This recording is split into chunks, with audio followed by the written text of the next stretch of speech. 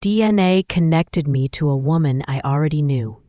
When I opened my DNA test results and saw the name Lisa Marie Johnson, with a note reading 25% DNA match, probable half-sister, my world turned upside down. Lisa Johnson is my neighbor and best friend of 54 years. We're the same age, born 2 months apart in 1969, and grew up on the same street in a Dallas suburb. I still live in my childhood home on Maple Street with my mom and my family after my father passed away 3 years ago. Lisa moved to a nearby neighborhood after getting married, but she comes over almost every day. We meet for coffee, our kids are friends, and our grandchildren call both of us Grandma. And now the computer screen was confirming what my daughter's test had already hinted at. We are half-sisters, even having Emily's warning. Seeing this in black and white in my own results was a shock. A 25% DNA match indicated we were half-sisters sharing one parent.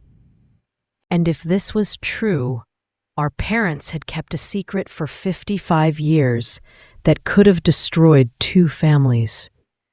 It all started a month ago, completely by accident. My 28-year-old daughter, Emily, saw an ad for a discounted DNA test and decided to do it for fun. She wanted to learn about our family's origins, maybe find some interesting distant relatives. At the time, the idea seemed amusing, but harmless to me. How wrong I was. When her results came in, Emily was thrilled. The system showed several potential relatives in different states. But the most unexpected match was Aunt Lisa, with a note, possible aunt or great-grandmother. Emily came running to me with bright eyes, waving her phone with the test results. She was sure it was some kind of system error, but the match percentages looked too convincing to be coincidental. I laughed at first. Lisa was like family to us, but she wasn't actually related. At least, I thought so my whole life. Emily insisted, showing me the numbers and charts on the screen. The DNA match percentage was much higher than the other relatives found. Then I decided to take the test myself to put this nonsense to rest once and for all. It seemed like it would just be an interesting experiment that would prove genetic companies sometimes make mistakes. I was even planning to laugh about it with Lisa over our morning coffee. But when my results came in, there was nothing to laugh about. There was no doubt left. Lisa really was my half-sister. The computer algorithms were ruthlessly accurate. I sat in my kitchen, staring at the laptop screen, trying to comprehend the impossible. For 54 years, I had lived next to my sister, without knowing it. We shared childhood secrets, teenage struggles, the joys of motherhood, the grief of loss. And all this time, there was a connection between us that we never suspected. My first impulse was to immediately call Lisa and share the incredible news. But something stopped me. Maybe intuition, maybe fear of how this information would change our lives. Instead, I spent several hours walking around the house, trying to collect my thoughts. Finally, I dialed her number. When Lisa answered, I asked her to come over urgently. There must have been something in my voice that made her not ask unnecessary questions. She said she'd be there in half an hour. Those 30 minutes felt like forever. I went through all our memories of childhood, youth, and adult life, looking for signs that we might be related. And surprisingly, there were plenty of such signs. When Lisa arrived, I showed her both test results, mine and Emily's. I expected to see the same shock and bewilderment I was feeling. But her reaction was strange. Lisa was quiet for a long time, studying the numbers on the screen, her face gradually growing pale. Then she looked up at me and quietly said she needed to tell me something. And that's when I realized my life would change even more drastically than I thought. It turned out Lisa had known the truth for 5 years. The story she told me made me reconsider everything I knew about my family. In 2019, Lisa was hospitalized with a serious liver disease. Doctors performed extensive genetic testing to select medications and determine compatibility for a possible transplant. In the test results, among other medical information, was a list of possible biological relatives among patients in the same hospital network. And there was my father, Jim's name, as someone with a high degree of genetic similarity. Lisa was shocked. She immediately understood what this could mean, but didn't want to believe it. Her first thought was that some error had occurred in the system, that samples were mixed up or data was processed incorrectly. She showed the results to her mother, Rita, hoping for a reasonable explanation. But instead of bewilderment or outrage, she saw something like guilt in her mom's eyes. Rita couldn't keep the secret anymore. 50 years of silence collapsed in one moment. She sat next to her daughter in the hospital room and told her a story she had never planned to tell.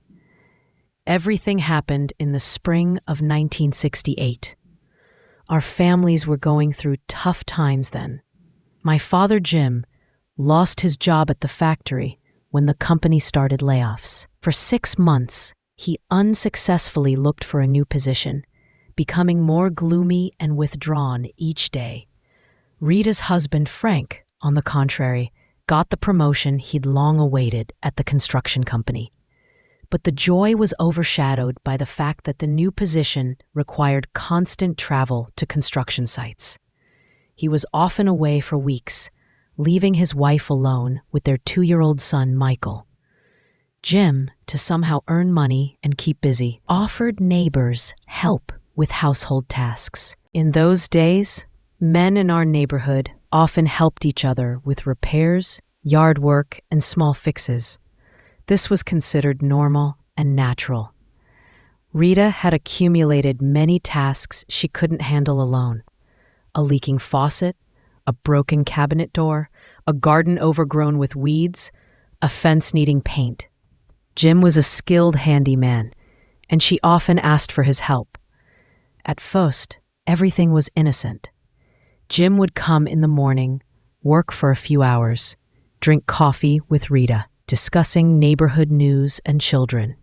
Rita was grateful for the help, and Jim felt needed at a time when his self-esteem was at zero due to job loss. But gradually these meetings became more frequent and longer. Frank worked 12 to 13 hours a day, often stayed for night shifts, then went on business trips for weeks. Rita felt like a practically abandoned wife and single mother. And Jim was there every day.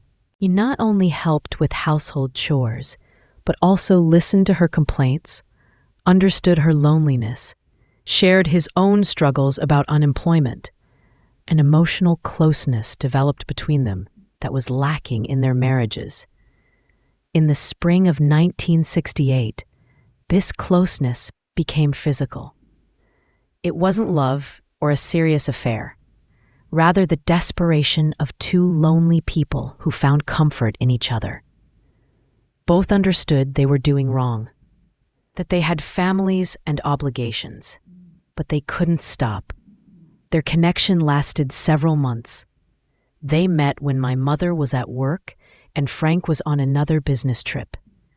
Rita would leave little Michael with a neighbor or her sister, and they would spend time together. By fall 1968, both realized they were going too far. Jim found a new job and spent less time at home during the day. Rita, feeling guilty toward her husband, tried to become a more attentive wife. Their meetings ended as suddenly as they began. When Lisa was born in January 1969 and I was born in March, no one connected these events to the spring romance. The timeline seemed not quite right. Plus, we were both surprisingly similar to our mothers. Lisa had Rita's blue eyes and light hair. I had my mom's dark hair and brown eyes. The parents had no reason to suspect we had the same biological father. Genetic testing didn't exist then, and our resemblance to our mothers was obvious. Everyone remained convinced that the children were born in lawful marriages. Rita admitted to Lisa that over the years she was sometimes tormented by doubts, but was never certain. Lisa looked too much like herself as a child. Only sometimes, when her daughter laughed in a certain way or frowned while thinking about something of Jim would flash in her. But these moments were rare and elusive. After that painful conversation with her mother in the hospital, Lisa was left alone with a terrible secret. She didn't know what to do with this information. Tell me and risk destroying our relationship and two families, or stay silent and carry this burden alone. But Lisa needed final certainty. Medical tests could be wrong, and her mother's story could be inaccurate or exaggerated. She decided to get scientific confirmation. Lisa approached my father and told him about the suspicions that arose after the medical examination. At first, my father categorically denied any possibility of such a connection. He said it was absurd, that the medical system had malfunctioned, that Rita had confused something in her memories. But when Lisa suggested taking DNA tests to dispel all doubts once and for all, his resistance weakened. Perhaps deep down he wanted to know the truth too, or he simply realized that refusal would look suspicious. The test results were merciless. They confirmed biological relationship between Lisa and my father. There was no doubt left. They really were father and daughter. My father was no less shocked than Lisa. For 50 years, he had lived without suspecting he had another daughter. Someone he knew as the neighbor's girl, his daughter's friend, turned out to be his own child. My father's first reaction was the desire to immediately tell me everything. But Lisa asked him to wait. She was afraid of my reaction, afraid of destroying our relationship, afraid that I couldn't forgive her for 5 years of silence if the truth came out. My father agreed to give her time to think about how to proceed. He promised that he would tell me the truth himself if she couldn't bring herself to do it. But he asked for a chance to recover from the heart attack that happened to him shortly after receiving the test results. Doctors said that stress from the unexpected discovery could have triggered the heart attack. My father asked Lisa to wait until he fully recovered, and then they would decide together how to tell me the truth. But he was not destined to fully recover. Heart disease progressed faster than doctors expected. My father died in 2021, never having worked up the courage to talk to me. Until his last days, he asked Lisa to give him a little more time.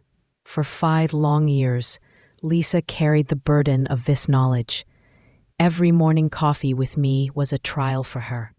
Every family holiday, every conversation about children and grandchildren, every childhood memory, everything took on double meaning for her. She looked at me and saw not just a best friend, but a sister. When I talked about my father, about how I missed him, how proud I was of him, Lisa had to hide that he was her father too. When I shared family memories, she understood she had the same right to them, but couldn't show it. The hardest period for her was the last months of my father's life. Lisa knew she was losing a biological parent, but couldn't openly grieve, couldn't spend time with him as a daughter, couldn't say goodbye to him properly. At my father's funeral, she stood next to me as a family friend, knowing she had the same right to mourn. This was unbearable for her. Now, listening to Lisa's story, I began to understand many of the strange things from recent years. Why she was sometimes inexplicably sad after our meetings.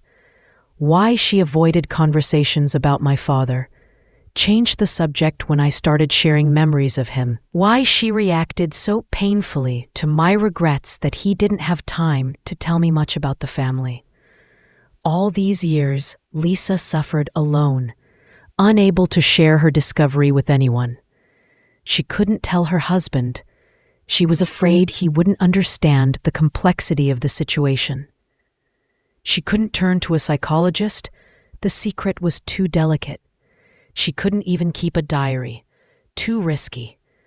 Lisa admitted that she was ready to tell me everything many times, especially during hard moments, when my father was sick, when he was dying, when I was grieving for him. She wanted to share this pain with me, support me as a sister, not just as a friend. But each time fear stopped her. Fear of losing our relationship. Fear of destroying my family. Fear that the truth would bring more harm than good. When Emily took her DNA test, Lisa felt relief and terror at the same time. On one hand, she understood the secret might be revealed naturally, without her involvement. On the other hand, she was afraid of my reaction to years of deception. The first days after this frank conversation with Lisa were emotional roller coasters for me. Shock alternated with anger. Anger with understanding. Understanding with new shock at realizing the scale of what had happened. I was angry at my father for dying without telling me the truth. Angry at Lisa for 5 years of silence. Angry at my mother for possibly knowing or suspecting something, but also saying nothing. But most of all, I was angry at myself for being so blind. After all, signs of our kinship were everywhere. I just didn't pay attention to them or found other explanations. Lisa and I were always amazingly synchronized. In school, teachers constantly noticed how we moved, spoke, even thought alike. Classmates often asked if we were sisters, but we answered that we were just very close friends. Our gestures, mannerisms, even our walk, had similarities that we attributed to long years of friendship. We frowned the same way when concentrating, tilted our heads the same way when listening carefully to something, gestured identically during conversations. We had similar food preferences and aversions. Both couldn't stand spicy food. Both loved sweet more than salty. Both had a weakness for Italian cuisine and Chinese dishes. Both couldn't tolerate seafood, but adored fried chicken. Our biological rhythms also coincided amazingly. We fell asleep and woke up at about the same time, felt hungry and tired simultaneously. Even got sick, often during the same periods. When we were teenagers, our menstrual cycles synchronized, which seemed like just a funny coincidence then. Now, I understood this could have been a manifestation of genetic closeness. Our children were also always exceptionally close. Lisa's son and my daughter were friends from early childhood so closely that people around called them brother and sister. They protected each other, shared secrets, supported each other in difficulties. Now it became clear why. They really were cousins. Even our husbands often noticed the special connection between our families. Lisa's husband said more than once that he felt at home with us, like with relatives. My husband also always treated Lisa almost like a sister. The grandchildren of both families were also drawn to each other with inexplicable force. They played together for hours, rarely quarreled, always found common ground. I thought this was the result of my friendship with Lisa, but it turned out to be a manifestation of blood ties. Even our professional choices had similarities. I worked at a bank, analyzing credit risks. Lisa worked at an insurance company, evaluating insurance claims. Both chose fields related to finance, data analysis, working with numbers. Perhaps the analytical mindset came from our common father. Our hobbies and interests also often coincided. Both loved reading historical novels. Both were passionate about gardening. Both preferred classical music to contemporary. When new TV series or movies appeared, we often independently chose the same ones to watch. Even our fears and phobias were similar. Both were afraid of heights. Both didn't like flying on airplanes. Both felt uncomfortable in enclosed spaces. Both reacted very painfully to conflicts and tried to avoid them. Political views, life values, ideas about how to raise children. In all this, we found amazing mutual understanding. I thought this was the result of similar upbringing in the same neighborhood, the same social environment. It turned out to be genetic predisposition. Now it became clear why our parents were never truly close friends, despite their daughters being inseparable. There was always some tension, unspokenness, polite aloofness between the adults. My mother often said that Rita was too withdrawn and difficult to communicate with. Rita, in turn, considered my mother too proud and inaccessible. They communicated exclusively because of our friendship, but there was never sincere warmth between them. My father always became unnaturally formal when meeting Rita. He greeted her with emphasized politeness, spoke only about weather and general topics, tried not to be alone with her, even for a minute.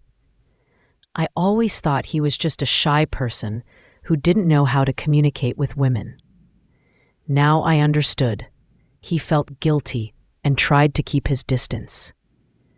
Rita also behaved strangely with my father. She avoided direct eye contact, spoke with him dryly and formally, never addressed him by name. Even when thanking him for some help or service, there was tension in her voice.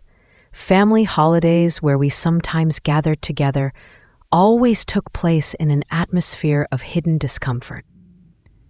The adults were polite but not relaxed. Conversations touched only neutral topics: work, children, weather, neighborhood news. No one ever recalled shared moments from the past, told family stories, or shared personal experiences. Lisa and I attributed this aloofness to differences in our parents' characters. It seemed natural to us that not all adults could be friends as closely as their children.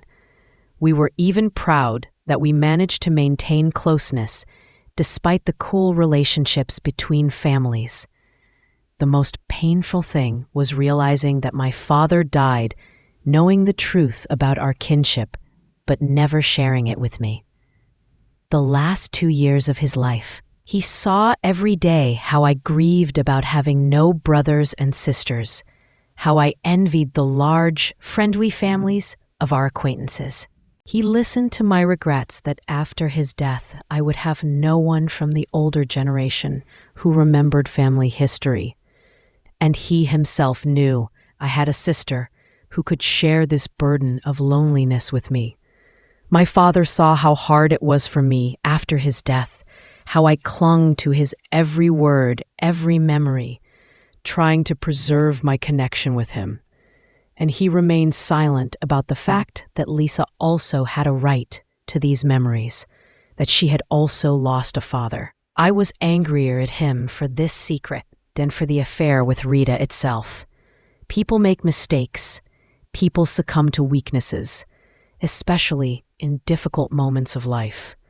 But hiding the truth from your own daughter, even facing death, this seemed unforgivable to me. The first weeks after Lisa's revelation, I was so shocked I could barely concentrate on daily tasks. At work, colleagues noticed my distraction. At home, my family worried about my strange behavior. I went through my entire life in my memory, trying to understand what was truth and what was illusion.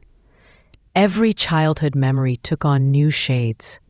Every family photograph made me search for signs I had missed. It was especially painful to look through photographs where Lisa and I were together. In each one, we stood next to each other, held hands, embraced. 2 children, then 2 teenagers, then 2 adult women. Always together, always close to each other. Now I saw in these pictures not just friendship, but manifestation of a blood bond we felt intuitively. In school photos, we always managed to stand next to each other, even when children were arranged alphabetically or by height. We instinctively gravitated toward each other, found ways to be nearby. Teachers often joked that they needed to separate us, otherwise we would only talk to each other. I remembered how, in high school, we had a genealogy project.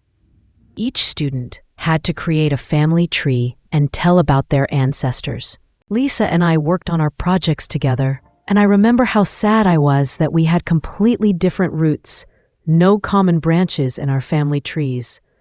Then it seemed unfair to me that fate hadn't made us relatives.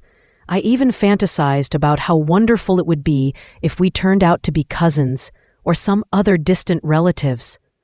Now these childhood dreams had acquired a bitter taste of irony. Remembering our teenage years, I realized that many adults in our environment noticed our special connection. Teachers, other children's parents, neighbors, everyone often commented that we were like real sisters. Then it sounded like a compliment to our friendship. Now I understood that people intuitively felt something they didn't understand themselves. Our husbands, when we got married, also repeatedly noted the unusualness of our relationship. Lisa's husband once said he had never seen such closeness between friends. Usually, female friendship is hindered by jealousy, competition, envy. But we never had that. Even when we had disagreements or small conflicts, they resolved surprisingly quickly and painlessly. We couldn't stay angry at each other for long, couldn't hold grudges. One phone call, one meeting, and everything returned to normal. I thought this was a sign of mature friendship. It turned out to be a manifestation of family connection. Our children from early childhood also felt the special closeness between our families. They called both grandmothers' houses home, making no distinctions. My grandchildren felt at home at Lisa's as naturally as her grandchildren did at mine. When the children were small, we often joked that we were raising them as one big family. We left our children with each other for weekends or vacations without hesitation. Children moved from house to house without experiencing discomfort or embarrassment. Now I understood why this was so natural. Children on some deep level felt that this really was one family, just divided into 2 houses. Especially striking were the medical coincidences I had previously attributed to similar lifestyle and common environment. Lisa and I were allergic to the same plants and medicines. We reacted identically to weather changes. Both suffered from migraines before rain. Both poorly tolerated heat and humidity. We had similar joint problems, similar digestive peculiarities, identical stress reactions. I thought this was the result of a similar lifestyle. We lived in the same neighborhood, ate similar food, were exposed to the same environmental influences. But now it became clear that many of these coincidences had a genetic nature. We inherited from our common father a predisposition to certain diseases, metabolic features, characteristics of the immune system. A month after Lisa's revelation, the emotional shock began to subside, giving way to deeper understanding of the situation. I was able to approach my mom and tell her what I had learned. My mother's reaction was restrained, but not surprised. She listened to me silently, occasionally nodding, as if confirming something she had long known or suspected. When I finished Wes' story, my mother quietly said she had always suspected my father had affairs on the side. She said men of his type, especially those who worked in male collectives, were rarely faithful husbands. But she never thought Lisa could beat his daughter. My mother admitted that for years she knew about my father's tendency to cheat, but preferred not to go into details. She explained her position simply and pragmatically. She chose to preserve the marriage. My father provided for the family, was a good father to me, didn't shame the family publicly. As long as he didn't bring other women home and didn't abandon us, she was willing to turn a blind eye to his adventures. But I was tormented by the question, how could she tolerate this for years? How could she live with a person knowing about his infidelities? When I asked about this directly, my mother explained the realities of her time. She said, "I grew up in a different era when women have more opportunities and choices. Modern women have the right to work, earn their own money, be financially independent.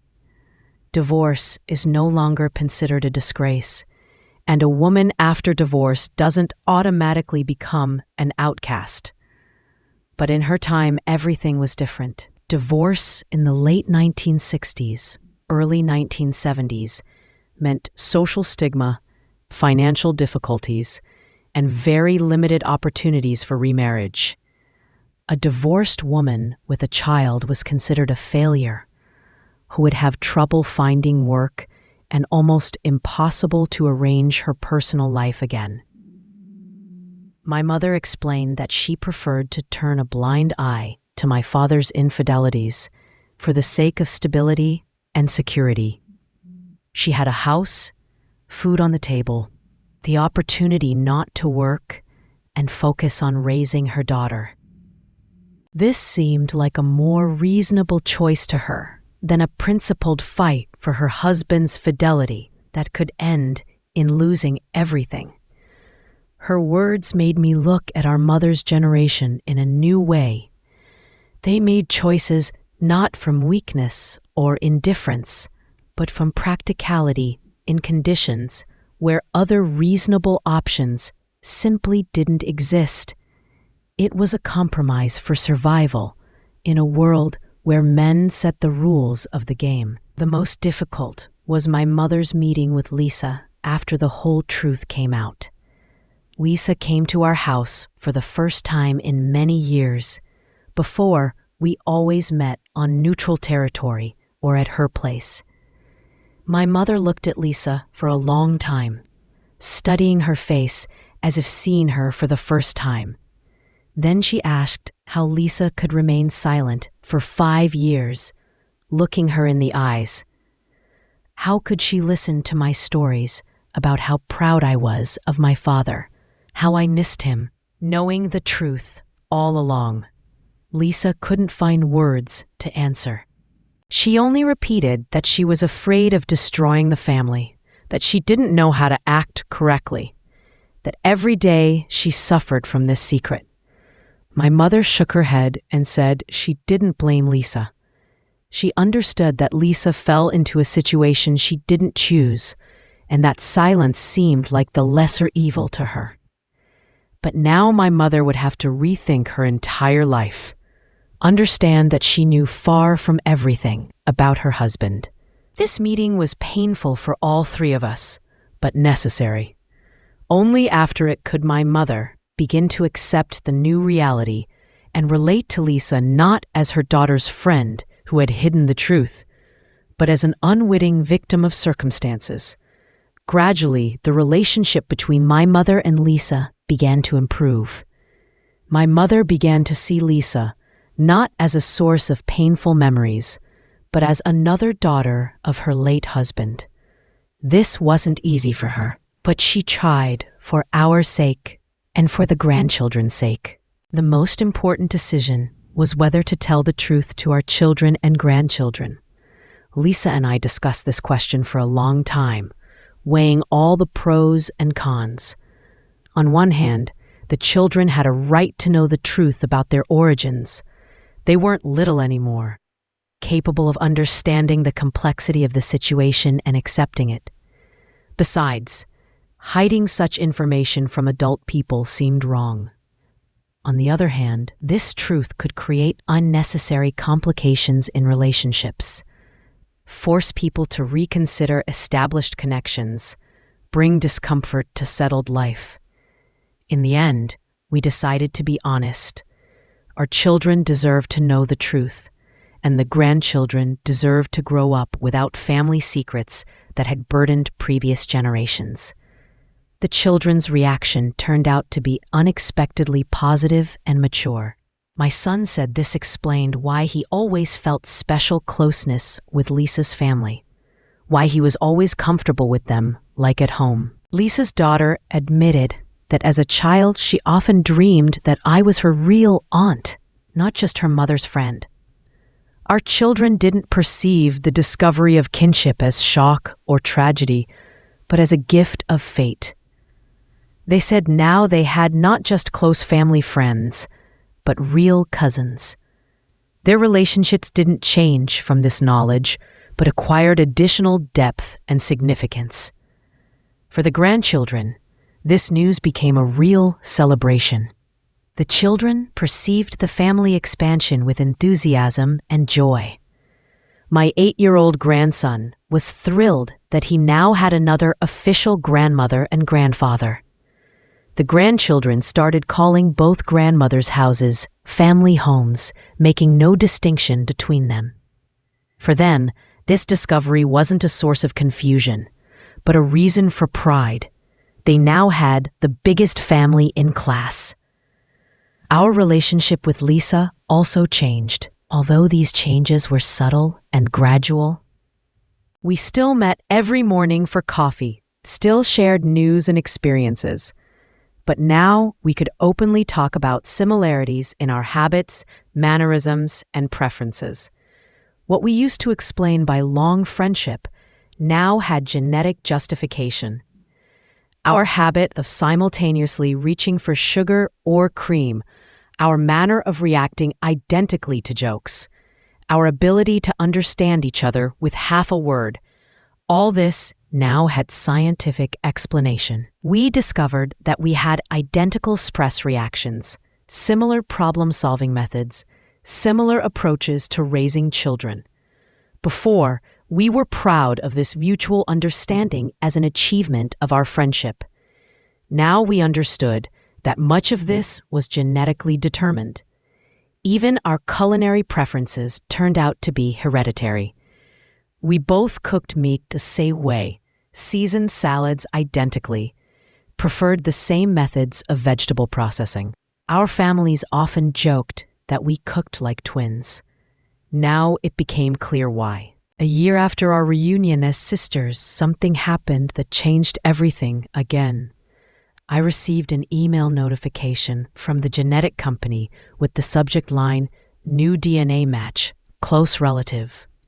When I opened the letter, the world swayed again.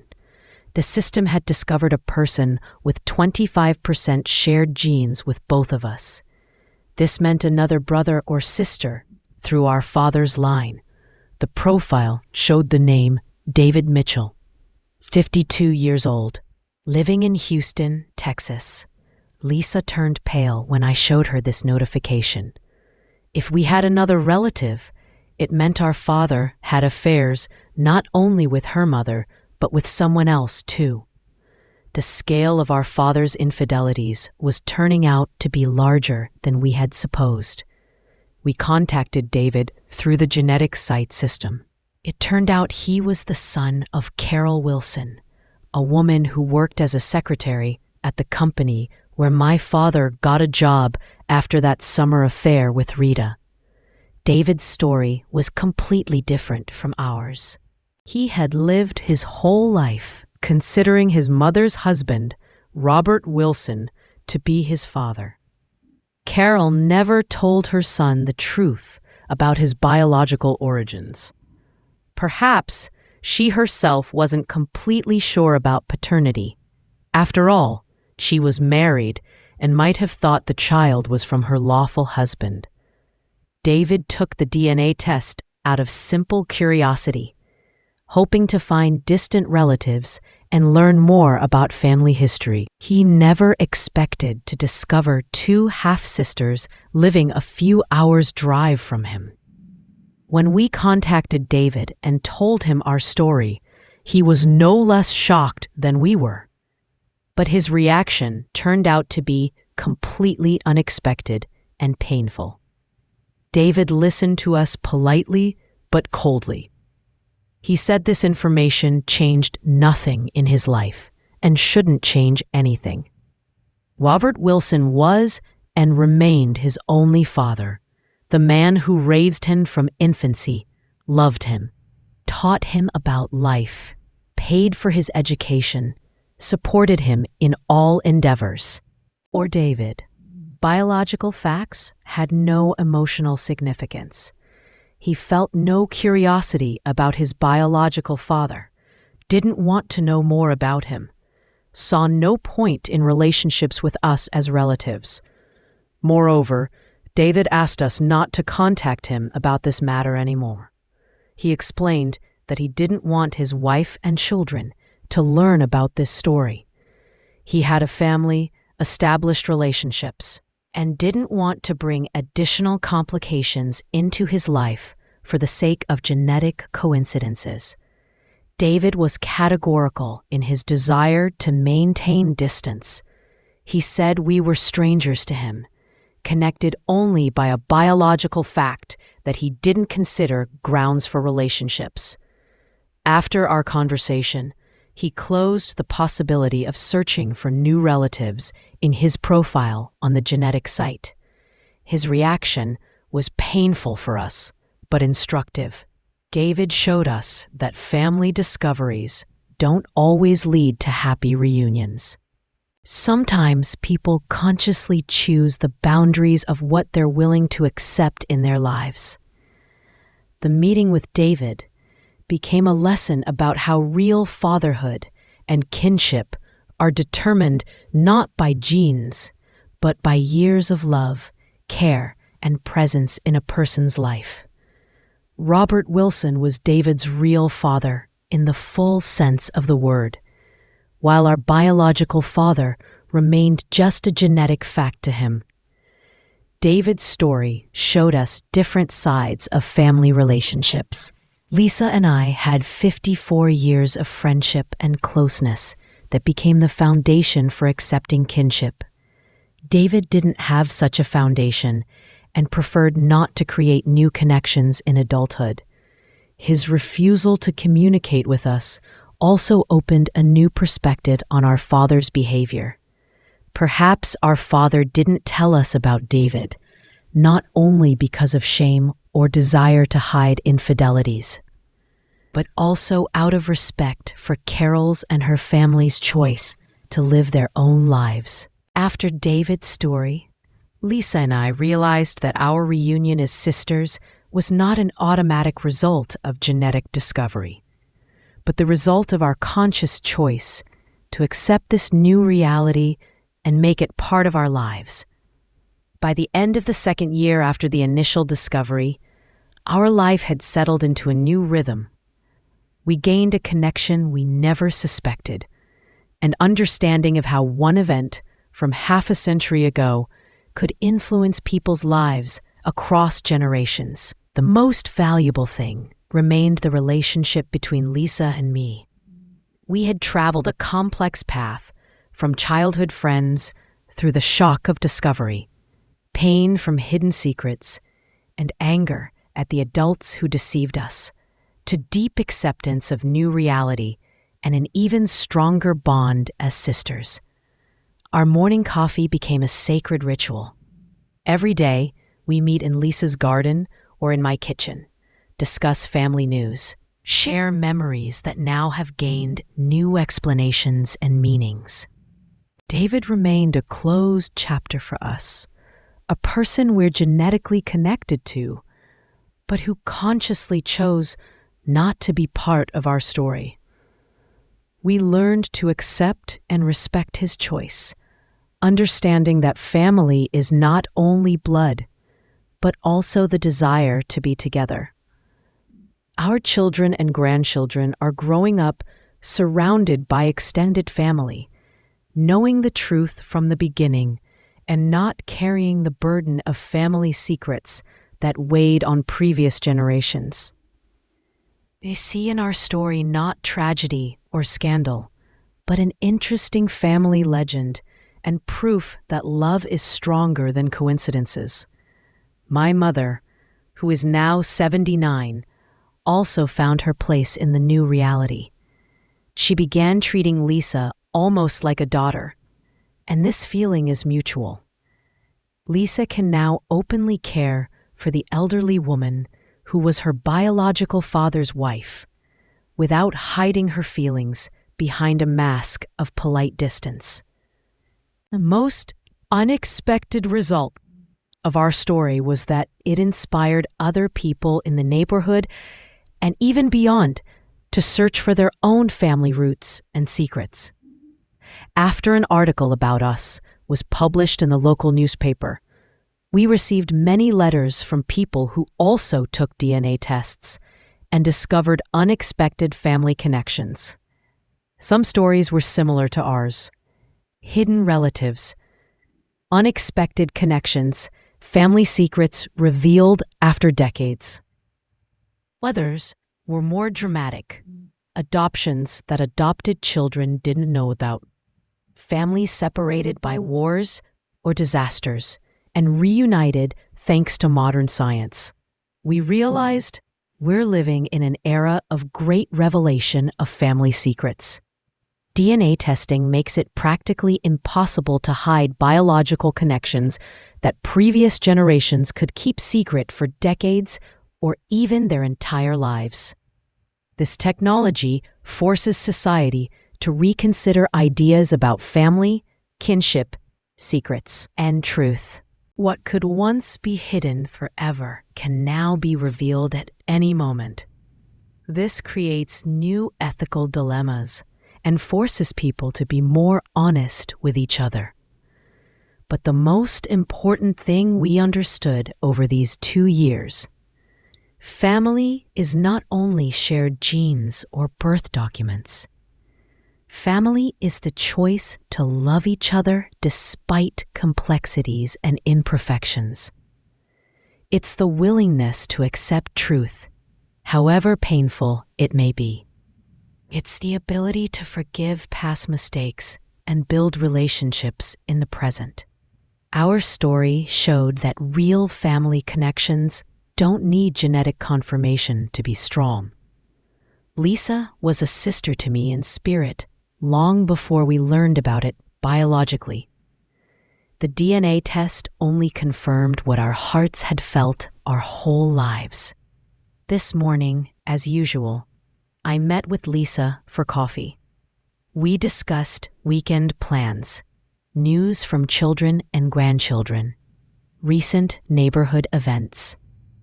An ordinary morning of 2 sisters who finally know the truth about themselves and can live with this knowledge openly and honestly. Looking at her across the table, I think about how our lives have changed over these 2.5 years. Lisa is no longer just my childhood best friend who became a lifelong friend. She's my sister. A sister I loved my whole life without knowing our kinship, and whom I'll love even more knowing the truth. The DNA test that was supposed to satisfy my daughter's idle curiosity about family roots gave us all a new understanding of what family really means. It showed us that connections between people can be simultaneously more complex and simpler than we thought. More complex because the truth about human relationships is rarely black and white. Our father was simultaneously a loving parent and an unfaithful husband, a caring person, and someone who left behind secrets and unanswered questions. Simpler, because in the end, only love and the choice to stay close matter. Love doesn't need scientific confirmation, but when such confirmation comes, it can make strong connections even stronger. Our story continues. Perhaps genetic tests will bring more surprises. Perhaps other relatives will be found whose existence we don't yet suspect. But now we're ready for any discoveries because we understood the main thing. Family is those who choose to stay close, no matter what happens. The most important thing we've already gained, understanding that real family consists of those people who stay with you in good times and bad, accept you as you are, share joys and sorrows with you. And sometimes these people live their whole lives right next to you, waiting for the moment when science helps the heart understand what it intuitively knew all along. Maple Street remains a quiet little street in a Dallas suburb. But for us, it became a symbol of how close happiness can be, how near people who are meant for each other by blood and spirit can live. The Mitchell family story became proof that truth, however complex and painful it may be, is always better than lies and half-truths. And love based on honesty, acceptance, and forgiveness is stronger than any secrets and can survive any revelations.